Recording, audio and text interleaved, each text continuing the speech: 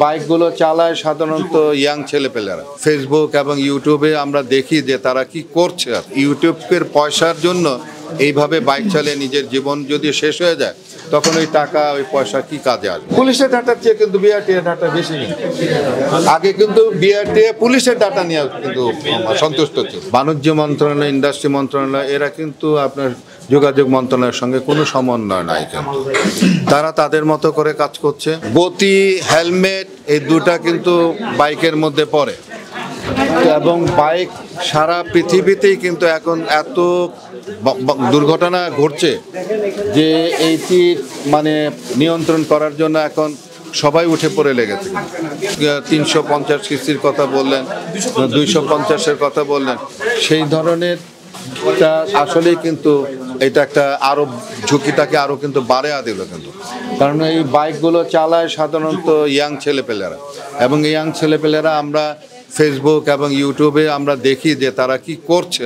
এই powerful bike যখন পাবে তখন আরও মানে এদের জন্য আর কি মৃত্যুর কারণ হবে, আহতের কারণ হবে, পঙ্গুত্বের কারণ হবে। জানেন যে ইউটিউব থেকে একটা পয়সা কামানো যায়, সেই পয়সা কামানোর লোভেই কিন্তু কিছু কিছু মানে ইউটিউবরা, বাইকার ইউটিউবরা কিন্তু এই কাজগুলো করছে।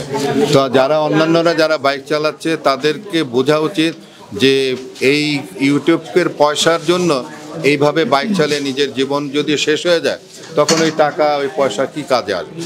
তো কাজে নিজের জীবনকে রক্ষা করে সড়কের নিয়ম মেনে আমি তাদেরকে অনুরোধ করব যেন তারা, যে কথাটি আমরা সবসময় বলে আসছিলাম যে সড়ক দুর্ঘটনা রোধ করার জন্য অনেকগুলো মন্ত্রণালয় এখানে জড়িত থাকার বিষয় আছে। যেমন ইন্ডাস্ট্রি মন্ত্রণালয় দরকার, বাণিজ্য মন্ত্রণালয় দরকার। বাণিজ্য মন্ত্রণালয়, ইন্ডাস্ট্রি মন্ত্রণালয় এরা কিন্তু আপনার যোগাযোগ মন্ত্রণালয়ের সঙ্গে কোনো সমন্বয় নাই। কিন্তু তারা তাদের মতো করে কাজ করছে। তাদের যখন মানে যেভাবে ইচ্ছা সেইভাবে আপনার আমদানি করছে, এবং এই দেশে যারা এই যে মানে মোটরসাইকেল প্রস্তুত করছে এবং তারাই কিন্তু আপনার সরকারের কাছ থেকে কিন্তু পারমিশনটা নিয়ে আসে। আমরা এটা নিয়ে কিন্তু শিল্প মন্ত্রণালয়ে বসেছিলাম, মিটিংটা কিন্তু তারা কিন্তু পোস্টপোন করেছে। পরবর্তী সময় মিটিংয়ে বসার কথা ছিল, এটা পারমিশন কিন্তু নেওয়ার জন্য আমাদের সঙ্গে কথা বলার বিষয় ছিল। আমি জানি না সেটা আপনারা যে বলছেন যে এটা পারমিশন হয়ে গেছে, এটা কিভাবে হলো আসলে আমরা শুরু থেকে বলে আসছিলাম যে গভর্নমেন্ট যেন এটা করে, গভর্নমেন্টের দায়িত্ব জানা। তো গভর্নমেন্টের মধ্যে পুলিশ তো আরও কম দিত যে মানে যারা মামলা করতো তাদের রেকর্ড করতে হতো। তো এখন এই বছর ধরে আপনার বিআরটিএ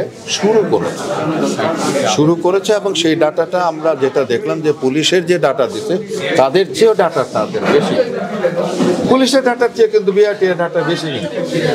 আগে কিন্তু বিআরটিএ পুলিশের ডাটা নিয়ে কিন্তু সন্তুষ্ট ছিল, কিন্তু ওরা পত্রিকার মাধ্যমে নিয়ে দেখছে যে তাদেরটা পুলিশের চেয়ে বেশি। সত্য, বস্তুনিষ্ঠ ও নিরপেক্ষ দৈনিক জনবাণী।